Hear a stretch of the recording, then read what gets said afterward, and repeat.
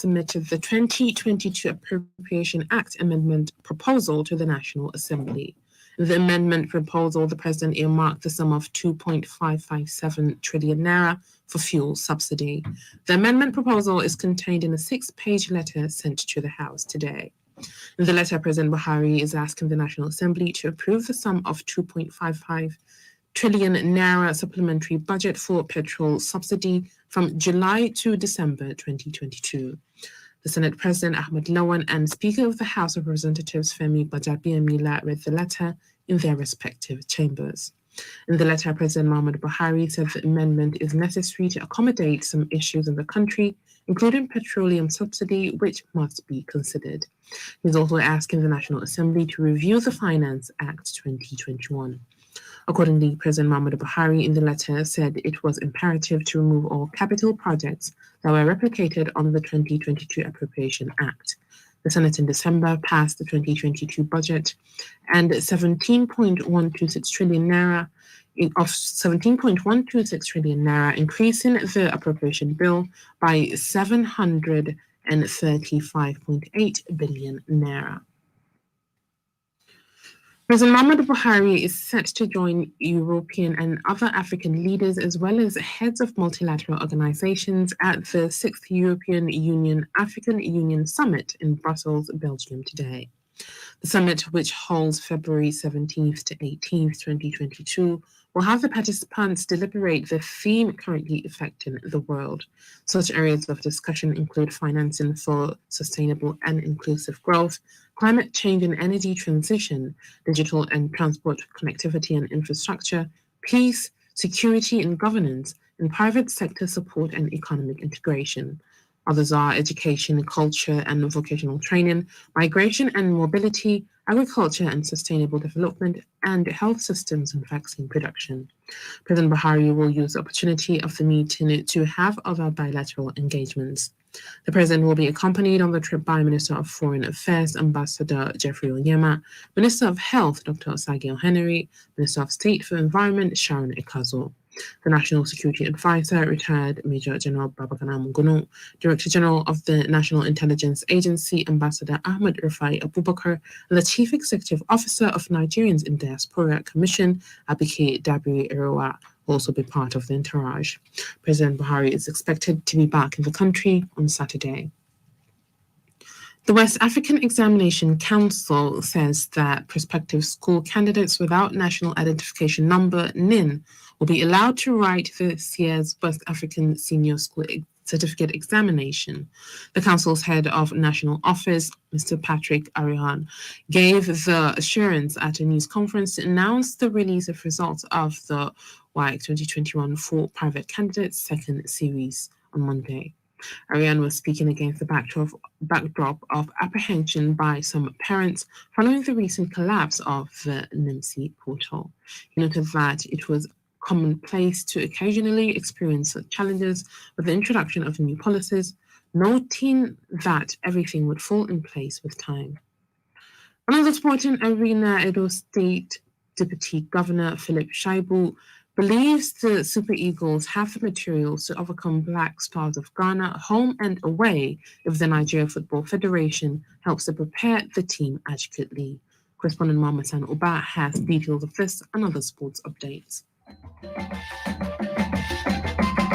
Philip Shuaibu, however, cautioned that the Nigeria Football Federation must manage the relationship between Coach Austin Egavon and his assistant Emmanuel Amunuke to avoid any friction that could derail Nigerians' dreams. He said Nigeria has no business with expatriate coaches because the country has talented managers who can handle the national teams successfully. Meanwhile, organizers of the Nigeria Pitch Awards announced plans to host the 8th award ceremony after the FIFA World Cup playoff final leg between the Super Eagles of Nigeria and the Black Stars of Ghana on March 27 in Abuja. In a statement, Shina Phillips, president of the award, said that in addition to the announcement of winners for all award categories, Aisha Muhammadu Buhari, wife of the president, will be honored with a Special Achievement in Sport Award for her contribution to the development of women football in Africa. Phillips also confirmed that Mrs. Betsy Obaseki, Edo State First Lady, IGP Usman Alkali Baba, the Inspector General of Police, and Amaju Malvik Pinnick, President of the Nigeria Football Federation and FIFA Council member, will be honored during the ceremony. In another update, Neymar Jr.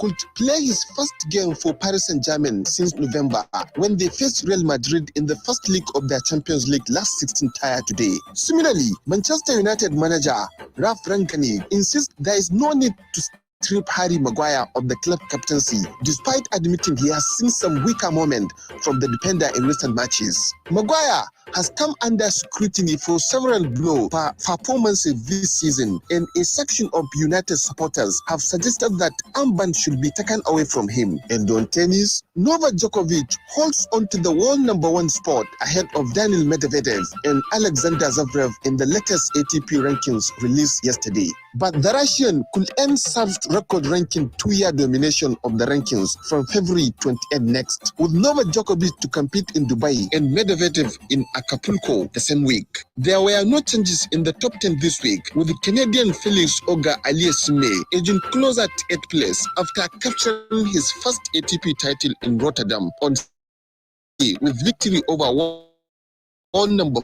4 and top seed Stefanos Tsitsipas. Muhammad Sani Uba, Freedom Radio.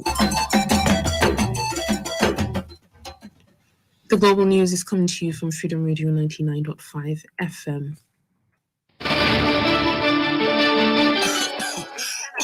Musa, me kake nema a cikin kitchen? Masoyiyata, ina son cokali in sha magani. Masoyina, ka ɗauki comics kawai, ka yaga, sha ka samu sauki. Haka ne fa, ku yi amfani da comics ma duk kai tare. Comics yana da dextromethorphan da guaifenesin. Kawai ku yaga ku sha, ku samu sauki yana kulele in ka sha. Aha, na samu sauki yanzu, ina son Comics, kamfani Orange Drugs Limited da ke yin kasuwanci da dilancinta. Maganin zai iya saka kasala. In alamar tarin bata tsaya ba bayan kwana 3, ka ga likitanka. Comics yana kulele.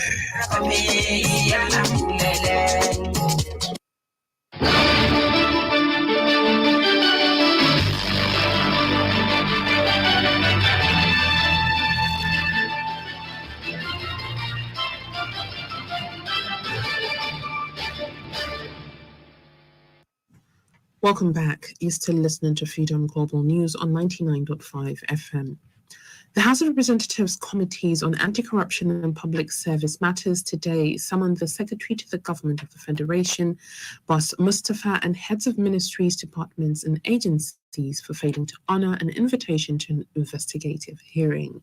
The Joint Committee is furious that none of the heads of the agencies was present at its investigative hearing on the high level of corruption on nominal roles of the MDAs. The Deputy Chairman of the Committee on Anti-Corruption, Dashong Bagos, said the Joint Committee will not hesitate to take further action if the heads of agencies fail to heed the summons. Those summoned include the Minister of Finance, Budget and National Planning, Zainab Ahmed, the head of the Service of the Federation, Fola Shadi Yani Ashan, the Accountant General of the Federation, Ahmed Idris, and the Auditor General of the Federation, Adolphus Agugu. Others are the Chairman of Independent Corrupt Practices and Other Related Offences, Bolaji Owa Shanoi, the Chief Executive Officer, Federal Character Commission, Muhiba Nankaka. For tomorrow's weather forecast in some cities in Nigeria and parts of Niger Republic, here is the report. Kano tomorrow is expected to have sunny sky and a gentle breeze at a temperature of 16 degrees Celsius, a later increase to 31 degrees Celsius with sunny sky. Kaduna will experience same weather condition at 18 degrees Celsius, a later increase to 32 degrees Celsius. Abuja will have 21 degrees Celsius, a later rise to 33 degrees Celsius. Lagos will have sunny interval at a temperature of 26 degrees Celsius, a later increase to 32 degrees Celsius with sunny sky. In Niger Republic, Maradi and Zindar will experience sunny sky and a gentle breeze at a temperature of 20 degrees Celsius, a later increase to 35 degrees Celsius at noon. Shamsia Faruk Bello, Freedom Radio. The Nigerian Union of Public Service Repertorial Secretariat processors and allied workers have called for the state government to fill the gap of vacancies that are available which leaves services retired or deaf in the secretarial cadre that is affected by such circumstances. Chairman of the Workers' Kano State Chapter, Comrade Hashim E. Sali, stated this today while delivering a speech during the commissioning of the completed permanent site of the State Secretariat in Naibawa. Comrade Hashim E. Sali added that the union, despite its challenges, have overcome some hurdles by building a permanent site as well as payment of 5% assistance to the members that will cover education, training, and medical bills. Also inform you that this secretariat was built we receive from the faculties without taking any activity or construction or contribution elsewhere. Fellow Comrades, it will give me a great pleasure to declare that today